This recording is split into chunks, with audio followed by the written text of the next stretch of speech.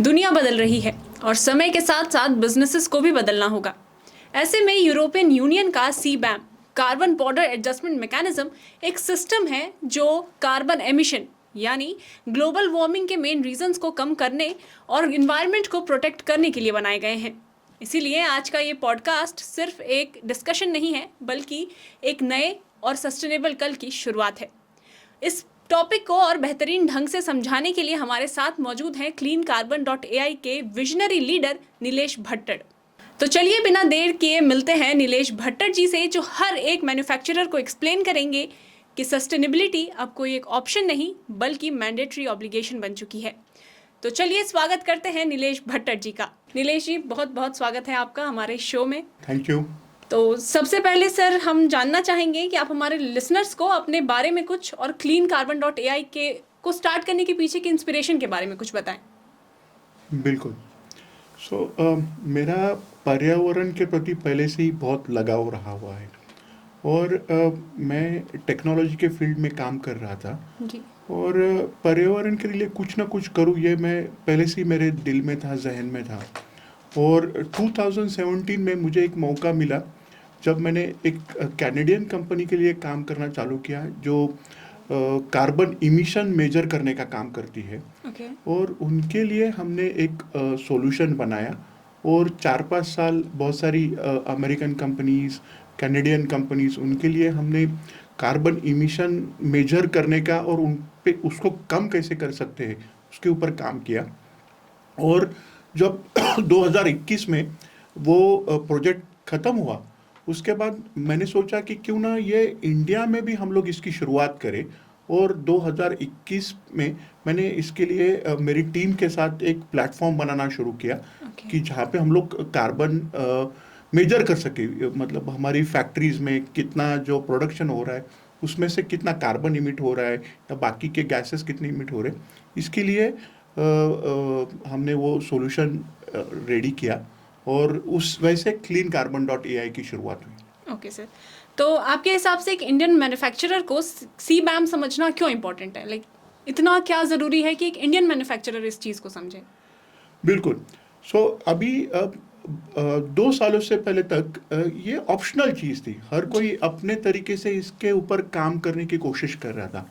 लेकिन अक्टूबर 2023 में European union ने ये नया रेगुलेशन इंट्रोड्यूस किया which is called as CBAM, carbon border adjustment mechanism. तो ये जो सीबैम था, ये रेगुलेशन ऐसा था कि if you want to do business with Europe, आपको ये रेगुलेशन फॉलो करना मैंडेटरी है। भले ही आपकी मैन्युफैक्चरिंग कंपनी में कुछ भी प्रोडक्ट बना रहे हो, जो 5 प्रायोरिटी सेक्टर है, स्पेसिफिकली आयरन एंड स्टील है, एल्यूमिनियम है, आप गैस, ऑयल एंड गैस में कुछ काम कर रहे हो या फिर सीमेंट है, फर्टिलाइजर है, अगर आप इस क्षेत्र में कुछ काम कर रहे हो और अगर आपके इसमें कुछ कार्बन इमिशन हो रहा है, तो सीबैम mandates you that you measure your carbon emission and report them. If you don't, then you won't be able to do the business with Europe. So that's why it is mandatory. Okay sir, तो like listeners शायद सीबैम के new concept को जानते नहीं हैं, तो एक बार basic से शुरू करते हैं। तो सीबैम का बेसिक कंसेप्ट क्या है? बिल्कुल। अभी पहले तो ये समझना जरूरी है कि सीबैम आया क्यों। ओके, शुरुआत कैसे हुई, क्यों इंट्रोड्यूस किया यूरोपियन यूनियन ने। तो हो क्या रहा था कि यूरोप के अंदर तो उन्होंने इसके ऊपर काम चालू कर दिया था और यूरोपियन जो मैन्युफैक्चरर्स है उनके ऊपर ये टैक्स लग रहा था, जो कार्बन टैक्स है, on the basis of how much carbon they are emitting. लेकिन दुनिया भर में कोई इसके ऊपर काम नहीं कर रहा था। तो यूरोपियन कंपनियों ने बोला कि फिर हम लोग बाहर बनाते हैं। अगर सिर्फ हम लोग यहाँ पे यूरोप में बना के हमारे ऊपर अगर टैक्स लग रहा है तो हम लोग बाहर बनाएंगे और फिर यहाँ पे लाके बेचेंगे। तो इसके वजह से कार्बन लीकेज की एक कंसेप्ट इंट्रोड्यूस हुई। और इसका मतलब ये था कि अगर यूरोपियन यूनियन को ये समझ में आया कि पूरी दुनिया में अगर इस पे ऊपर काम नहीं होगा तो ये इससे बात नहीं बनेगी। इसलिए टू गेट द पैरिटी कि आप दुनिया में कहीं पे भी बनाओ, लेकिन as long as you are selling any product in Europe, you have to make sure that you follow the CBAM guidelines. Okay, तो दैट्स वाई उन्होंने फिर to bring the parity across the manufacturers across the world ये CBAM introduce किया। So like ये European Union की ये decision थी कि सीबैम लाइक अदर कंट्रीज पे लगेगी जो यूरोप में इंपोर्ट कर रहे हैं अपनी चीज़ें, उनके लिए ये रूल है बेसिकली? हाँ, सो अभी इनफैक्ट ये रूल सिर्फ उनके लिए नहीं, बट यूरोप की जो कंपनियां हैं उनके ऊपर तो ये रूल है ही। ओके, तो ये उन पे भी है। उनको ये टैक्स भरना पड़ ही रहा है। तो यूरोप के अंदर EU ETS करके एक सिस्टम है जो ऑलरेडी काफी सालों से अवेलेबल है। ओके, और जो कंपनियां यूरोप में बना रही है उनको वो टैक्स भरना पड़ रहा है। अभी बिकॉज ऑफ दिस रेगुलेशन, अभी आप दुनिया में, जैसे अभी इंडिया की बात करें तो इंडिया में आप अगर मैन्युफैक्चरिंग में काम कर रहे हो तो फिर अभी आपके ऊपर ये रेगुलेशन एप्लीकेबल है। तो इंडियन मैन्युफैक्चरर्स पे सीबैम का क्या इम्पैक्ट है, लाइक उन पे क्या असर पड़ रहा है इन सब चीज़ों से? तो अभी हो क्या रहा है कि पहले तो इशू ये हो रहा है कि Indian manufacturers are not aware. तो शुरुआत ऐसी हो रही है कि उनको ईमेल्स आ रहे उनके बायर्स के, यूरोप के जो उनके बायर्स है वो उनको ईमेल कर रहे हैं कि हमको ये सीबैम का रेगुलेशन चाहिए, ये सीबैम का रिपोर्ट चाहिए। ओके, तो अभी ये सीबैम का रिपोर्ट चाहिए और they won't be able to buy from you, is what the buyers are telling, जो अपने इंडियन मैन्युफैक्चरर्स है उनको। तो सो सबसे बड़ा इम्पैक्ट ये है इनके ऊपर कि if they don't comply, if they don't create this report and submit this report, they won't be able to sell to buyers in Europe. So ये सबसे बड़ा इम्पैक्ट है फॉर द इंडियन मैन्युफैक्चरर्स।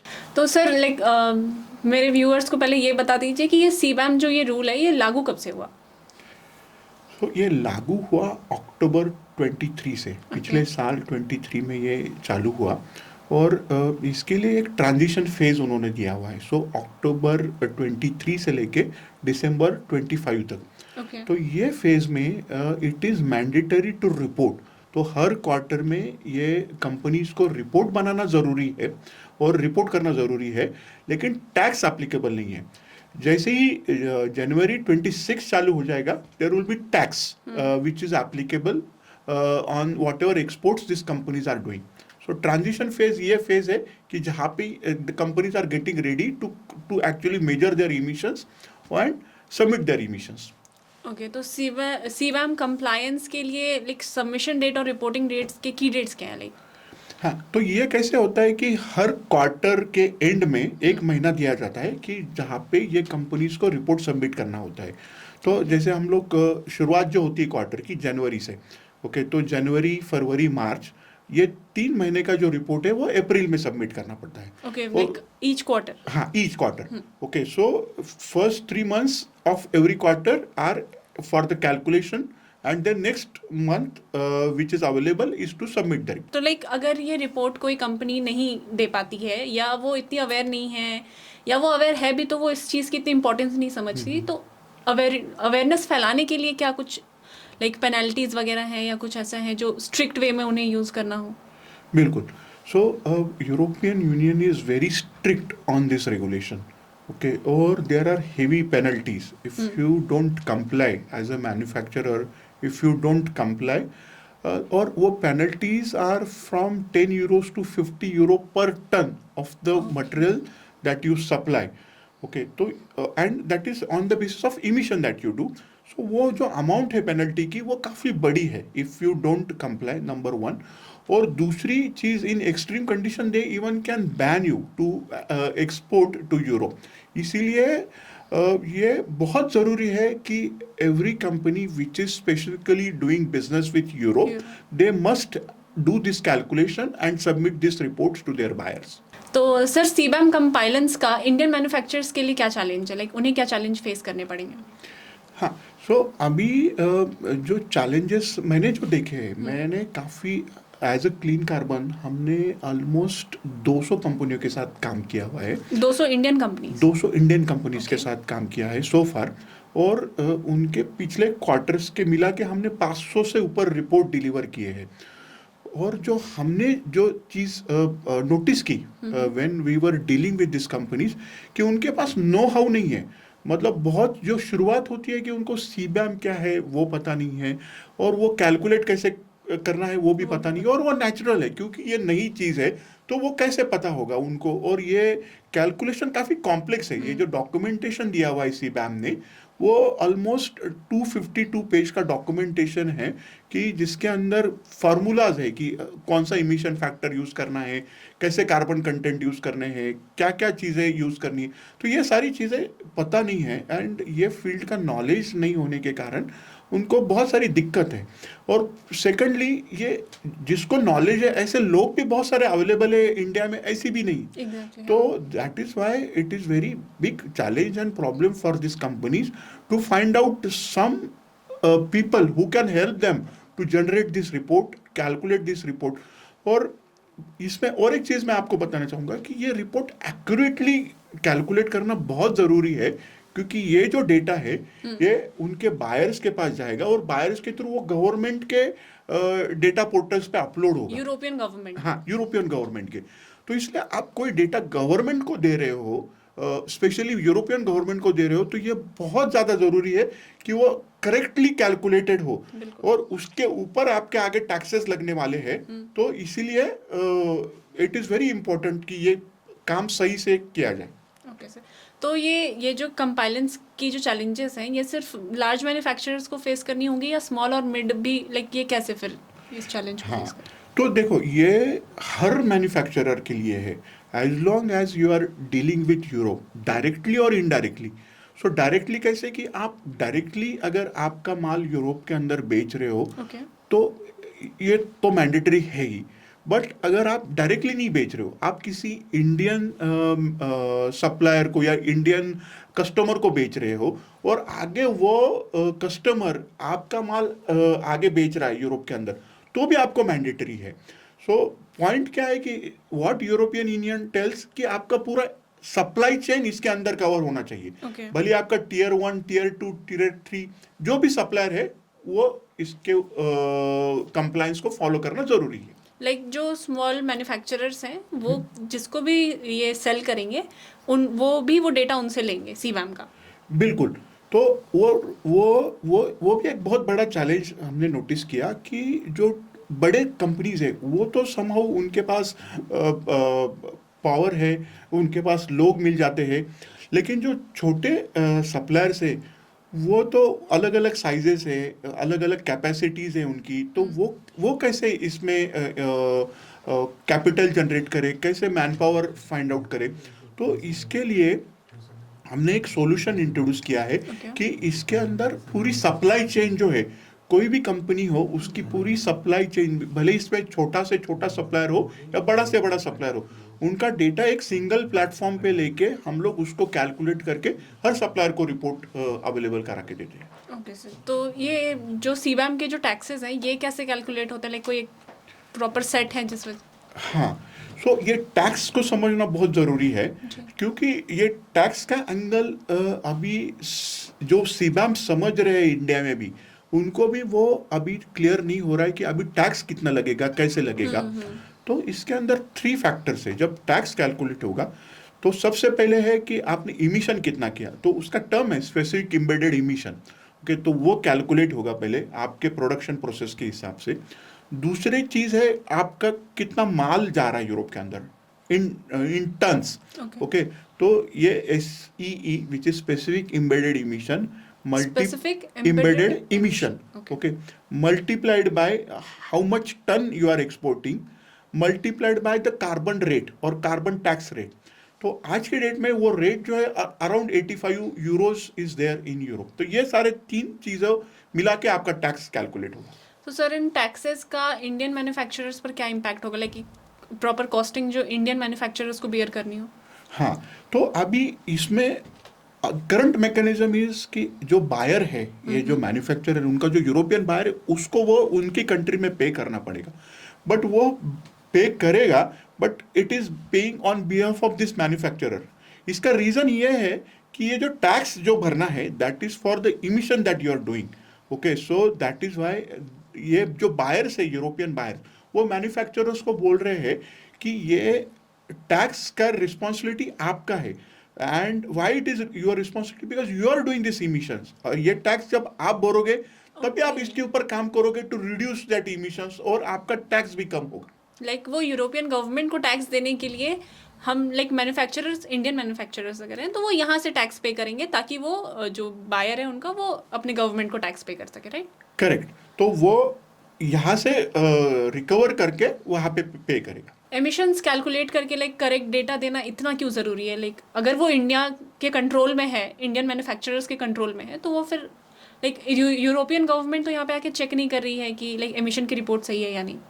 हाँ, नहीं तो देखो अभी इसके लिए there are lot of checks and balances already in their systems. जब ये डेटा जब जा रहा है इंडियन मैन्युफैक्चरर्स का उनके बायर्स के पास, और उनके बायर्स जब अपलोड कर रहे हैं उनके सिस्टम्स में, तो they already have lot of checks and balances in their systems. Number 1। Number 2 कि इसका ऑडिट होगा। ओके, तो ये they are going to appoint accreditation agencies across the Europe कि जो आपका ऑडिट करेगी, जो आपने डेटा दिया है वो सही है या गलत है वो चेक करेगी। और थर्ड चीज़, अगर आपने कुछ मिसलीडिंग डेटा दिया है या इनकरेक्ट डेटा दिया है तो there are severe consequences. Okay, so consequences are like कि you can get banned from exporting to European countries. Okay, so that's why इसके साथ मतलब there is no scope of doing any manipulation of the data. The data has to be correctly calculated and submitted. And वो और एक चीज़ है कि आपका tax भी इससे लिंक्ड है। तो यहाँ पे आप अगर मिस्टेक्स करोगे टैक्स, तो टैक्स में बहुत बड़ी मिस्टेक्स हो जाएगी। ओके, तो that's why it is very critical कि ये बहुत करेक्टली कैलकुलेट हो। सर लाइक ये मेरी पर्सनल क्यूरियोसिटी है कि जब एक मैन्युफैक्चरिंग फील्ड पे ये मैन्युफैक्चरर्स हो रहे हैं, लाइक चीज़ें बन रही हैं, जो एमिशंस हो रहे हैं, तो वो फील्ड बहुत बड़ी होती है। तो क्या आप लोगों की टीम वहाँ पे प्रेजेंट होती है वो चीज़ कैलकुलेट करने के लिए, या मैन्युफैक्चरर्स खुद ही आपको वो देते हैं डेटा वगैरह? हाँ, तो ये देखो, ये आपने again very interesting question and very important aspect from the manufacturer point of view. तो हमने पूरा ऑटोमेशन का सिस्टम बनाया हुआ है कि तो हमको पर्सनली जाने की बहुत बार ज़रूरत नहीं होती है। अगर बहुत कॉम्प्लेक्स प्रोसेस है तो हम लोगों की टीम वहाँ पे पर्सनली जाती है। लेकिन मोस्ट ऑफ द केसेस, जो 90% ऑफ द केसेस में क्या होता है कि बहुत स्टैंडर्डाइज प्रोसेस होती है। तो हमको 4 चीज़ें लगती है, जैसे आपने क्या रॉ मटेरियल यूज़ किया और क्या क्वांटिटीज़ में यूज़ किया। दूसरी चीज़ हमको लगती है कि आपका प्रोडक्शन प्रोसेस का फ्लो क्या है। और थर्ड चीज़ हमको लगती है कि आपने एनर्जी सोर्सेस क्या यूज़ किए, जैसे आपने इलेक्ट्रिसिटी कितनी यूज़ की, और अगर आपने कुछ अलग फ्यूल्स यूज़ किए हैं जैसे डीजल है, सीएनजी है, पीएनजी है, तो वो हमको लगता है। और चौथी चीज़ हमको लगती है कि आपने कितना प्रोडक्ट प्रोड्यूस किया विद देयर एचएसएन कोड। तो ये चीज़ें अगर हमको मिल गई ना, तो बाकी का सारा जो कैलकुलेशन है उसका हमने सॉफ्टवेयर बनाया हुआ है क्लीन कार्बन के अंदर। ये सॉफ्टवेयर के अंदर पूरा कैलकुलेशन होके पूरा जो रिपोर्ट है एज पर यू फॉर्मेट, वो रिपोर्ट जनरेट हो जाता है सॉफ्टवेयर के अंदर, और वो रिपोर्ट हम लोग प्रोवाइड कर देते हैं। तो फील्ड पे जाने की ज़रूरत नहीं होती है। ओके, तो सर लाइक जैसे आपने कहा कि आपने अभी तक 200 इंडियन कंपनीज की ये आपने सीबैम रिपोर्ट रेडी की है, तो सर सीबैम कंपाइलेंस और रिपोर्टिंग के लिए एक सॉफ्टवेयर ही यूज़ करना ज़रूरी क्यों है, या इम्पोर्टेंस क्या है उसके लिए एक सॉफ्टवेयर यूज़ करने की? देखो, आप सॉफ्टवेयर यूज़ नहीं करोगे तो ऑफकोर्स आप कर पाओगे, लेकिन फिर ये ऑडिट है। सबसे इम्पोर्टेंट है कि ऑडिट में आपको आपने कैसे कैलकुलेशन किया, क्या क्या डेटा यूज़ किया, यह दिखाना बहुत चैलेंजिंग हो जाएगा।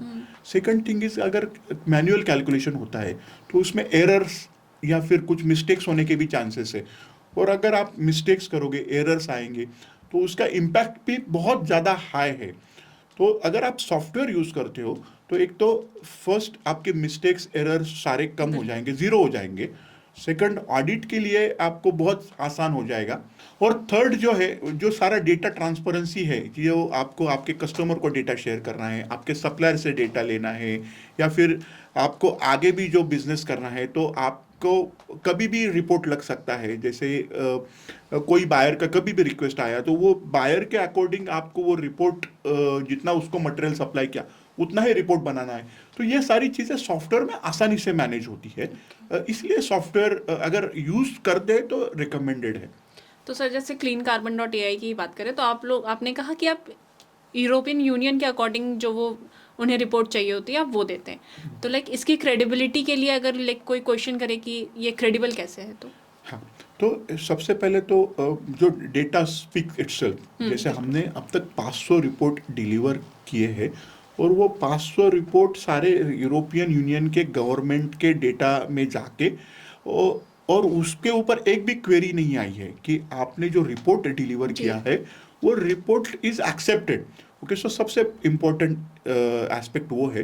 और दूसरा, अभी जैसे मैंने बोला 200 कंपनियां हम पे ट्रस्ट कर रही है जो हमने रिपोर्ट डिलीवर किया है, तो that is naturally because we are 100% focus on CBAM. हम लोग बाकी और कोई काम नहीं करते, CBAM is the only thing that we do and we call ourselves as a super specialist in CBAM. Rather हम लोग मतलब क्या बोलते हैं, ऑब्सेस्ड है सीबैम के बारे में, और that's why we are the number 1 company in India for CBAM. Sir, तो सीबैम के लिए जो रिपोर्ट्स रेडी होती हैं, जैसे इंडिया में अभी सीबैम को लेके ज़्यादा अवेयरनेस नहीं है, तो लोगों को पता भी नहीं है, तो ऐसे में आप लोग कैसे सिंप्लीफाई करते हो इंडियन मैन्युफैक्चरर्स के लिए सीबैम रिपोर्ट्स? तो हम लोग क्या करते हैं पहले तो कि उनको अवेयरनेस करते हैं, मतलब उनकी टीम को जो भी उनके पॉइंट ऑफ कांटेक्ट है उनको एक्सप्लेन करते हैं कि क्या है सीबैम, क्यों ज़रूरी है, कैसे करना है। तो पहला सेशन तो हमारा कंसल्टिंग एंड अवेयरनेस बिल्टअप का ही होता है कि जहाँ पे पूरी प्रोसेस एक्सप्लेन की जाती है। उसके बाद सेकंड चीज़, हम लोग जो बेसिक डेटा है वो डेटा कलेक्ट करने के लिए भी हमने पूरा प्लेटफॉर्म बनाया हुआ है, और हम लोग उनको भी ट्रेन करते हैं कि आपको डेटा कैसे डालना है। और उसके बाद रिपोर्ट जब जनरेट होता है तो रिपोर्ट भी हम लोग एक्सप्लेन करते हैं कि एग्जैक्टली क्या है, इसमें क्या क्या डेटा जा रहा है, क्या क्या फील्ड है, और ये क्यों इम्पोर्टेंट है, इसके अंदर जो इम्पोर्टेंट नंबर्स है ये कैसे निकल के आ रहे हैं, इंडस्ट्री बेंचमार्क कैसे है, तो ये सारी चीज़ें हम लोग एक्सप्लेन करते हैं। सर, तो जैसे कहा जाता है कि किसी भी कंट्री को डेवलप होने में मैन्युफैक्चरर्स का या मैन्युफैक्चरिंग का बहुत बड़ा रोल होता है। बिल्कुल। तो अब जैसे कुछ कंट्रीज हैं जो डेवलप हो चुकी हैं और अब वो बहुत ज़्यादा इन्वायरमेंट को लेके कंसर्न है कि आप मैन्युफैक्चरिंग कंट्रोल करिए, पोल्यूशन कंट्रोल करिए, और जहाँ पे डेवलपिंग कंट्रीज के लिए मैन्युफैक्चरिंग बहुत बड़ा पार्ट है, लाइक उन्हें चाहिए वो खुद को डेवलप करने के लिए।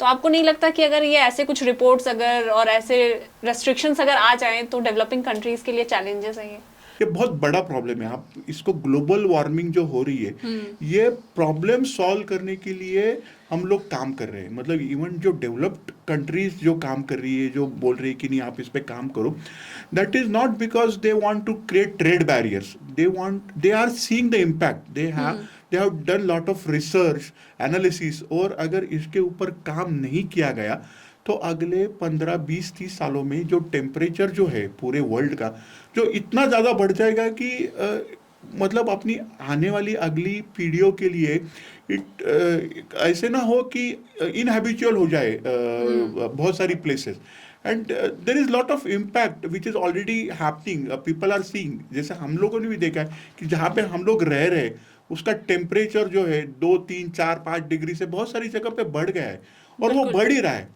तो that's why it is very important to don't look it is as a trade barrier या फिर economical point of view, but overall as a sustainability हमको सबको एक साथ लेके चलना है। तो क्या कर सकते हैं?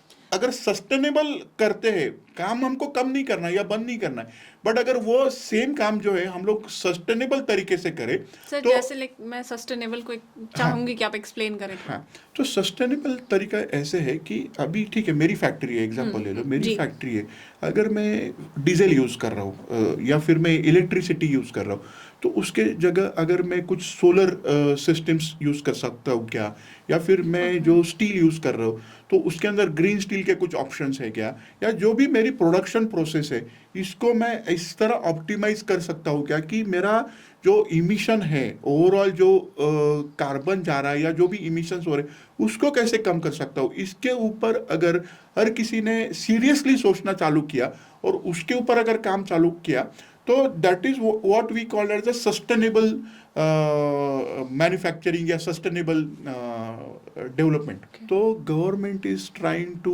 ब्रिंग सम ग्रीन फाइनेंसिंग, या फिर ये लोगों को कैसे सपोर्ट किया जाए, क्योंकि ग्रीन फाइनेंसिंग सर, हाँ, सो ग्रीन फाइनेंसिंग का मतलब ये है कि जैसे अभी किसी को सस्टेनेबल डेवलपमेंट पे काम करना तो उसको इन्वेस्टमेंट करना पड़ेगा, राइट। अगर जैसे मुझे सोलर प्लांट लगाना है मेरी फैक्ट्री, तो I need to do the investment. तो अभी ये इन्वेस्टमेंट मैं कहाँ से लाऊं?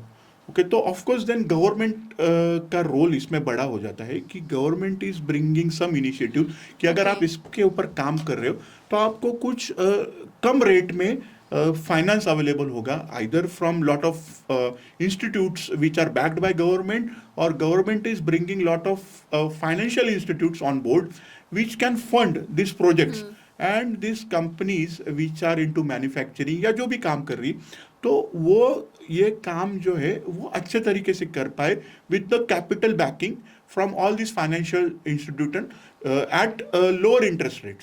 ओके, तो सर अगर किसी मैन्युफैक्चरर को सीबैम के बारे में बिल्कुल भी नॉलेज ना हो तो उसको कहाँ से शुरू करना चाहिए? देखो, पहली तो चीज़ है कि बहुत सारा डॉक्यूमेंटेशन अवेलेबल है। जो यूरोपियन यूनियन की सीबैम की वेबसाइट है वहाँ पे बहुत सारा डॉक्यूमेंटेशन अवेलेबल है। अभी दिक्कत यहाँ पे आती है कि वो बहुत कॉम्प्लेक्स है, मतलब वो पूरा जार्गन्स है उसके अंदर, तो इसलिए what they can do is जो बेसिक इंफॉर्मेशन है वो they can capture, but initial level में एटलीस्ट उनको क्लीन कार्बन जैसी कंपनियों की मुझे लगता है हेल्प लेनी ज़रूरी है।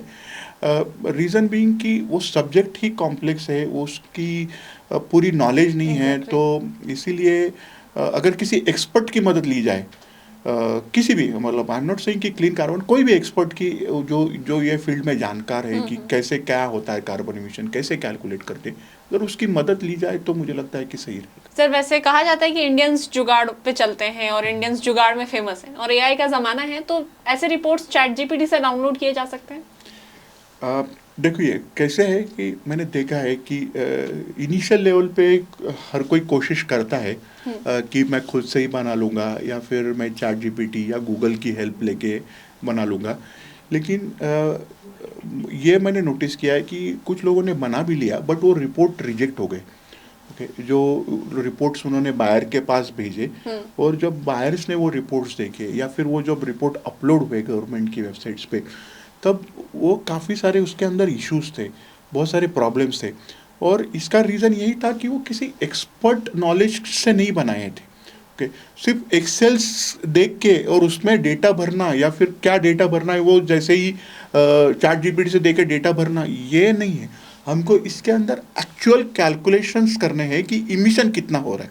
ओके, तो इसके लिए प्रॉपर प्रोसेस समझना ज़रूरी है, और वो पूरा डॉक्यूमेंटेशन जो दिया हुआ है यूरोपियन यूनियन ने कि आपने सीबैम का कैलकुलेशन कैसे करना है, हर चीज़ क्या क्या इमिशन फैक्टर कैसे यूज़ करने हैं, उसका मेथोडोलॉजी क्या यूज़ करना है, ये सारी जो चीज़ें हैं, ये जब तक आप समझ के नहीं करोगे प्रॉपरली तो ये सही नहीं होगा। और दूसरी चीज़ है कि आप ऐसी गलत रिपोर्ट्स या फिर अनवेरीफाइड अनवैलिडेटेड रिपोर्ट्स जो है वो आपके बायर्स पे, आपके कस्टमर्स को भी आप भेज रहे हो, तो आप कितना बड़ा रिस्क ले रहे हो ये सब चीज़ें करके, क्योंकि आपका कस्टमर अगर आप पे ये सारी रिपोर्ट्स देख के ट्रस्ट करना कम कर देगा या फिर उधर गवर्नमेंट से कुछ क्वेरी आएगी, तो this is very high risk for a small saving that you might do by not using expert. तो मुझे लगता है कि ये मतलब बहुत सोच समझ के मैन्युफैक्चरर्स ने ये सारे जो टूल्स है वो यूज़ करने चाहिए। Ideally they should get some expert help to get this reports. बिल्कुल सर, ये टॉपिक जितना वास्ट है और आप जितने इंटरेस्टिंग वे में से समझाते हैं, ये टाइम बहुत ही कम है उस चीज़ को समझने में, लेकिन टाइम की बाउंडेशन है, तो आप कुछ ऐसा फाइनल मैसेज जो हमारे लिसनर्स ऑडियंस को स्पेशली मैन्युफैक्चरर्स को देना चाहते हैं सीबैम के बारे में? नहीं, बिल्कुल। सो मुझे ऐसे लगता है कि इसको एडवर्सिटी देखने के बजाय हम इसको एज अ अपॉर्चुनिटी देखें कि ये अगर हमको सीबैम का रिपोर्टिंग करना है या जो भी हमें कार्बन इमिशन करना है, तो इसका फ़ायदा हमें शॉर्ट टर्म में तो होगा ही, क्योंकि we will be able to continue our business in Europe, but at the same time we can use this as a marketing tool कि हम लोग सीबैम कंप्लाइंट है। तो then if we are compliant, then पूरे दुनिया से जो हम लोग compete कर रहे हैं, जैसे चाइना है या ब्राज़ील है या दूसरी कोई भी कंट्रीज़ है, तो जो लोग रेडी नहीं हैं तो उनसे बेहतर अगर हम लोग कर पा रहे and we are working on carbon emission, तो हमको और मार्केट बढ़ाने की अपॉर्चुनिटी मिलेगी, which is a immediate benefit. और दूसरा, लॉन्ग टर्म में आप it is just not Europe but हर कोई कंट्री जो डेवलप्ड कंट्री है वो ये रिपोर्ट्स, ये जो इमिशन का डेटा आपसे मांगना शुरू करोगी. और थर्ड जो है, आप इंडिया में भी there should be some regulation और there could be some regulations which are going to come. तो आप आपके बिजनेस को ही लॉन्ग टर्म के लिए प्रिपेयर कर रहे हो if you are starting now and getting ready for this. और at the same time you are contributing for your future generation by working towards sustainability. क्योंकि आपको कुछ करना है आपकी फ्यूचर जनरेशन के लिए, तो एटलीस्ट ये करो कि जो अर्थ का अभी इन्वायरमेंट है वो प्रोटेक्ट हो and they get the good environment when they start their life. Thank you so much sir. आपके इन बातों से हम आशा करते हैं कि इंडियन मैन्युफैक्चरर्स को समझ आए कि सीबैम और एनवायरनमेंट को सेव करना कितना ज़रूरी है. फिलहाल के लिए इतना ही. अगले पॉडकास्ट में मिलते हैं किसी नए मेहमान के साथ.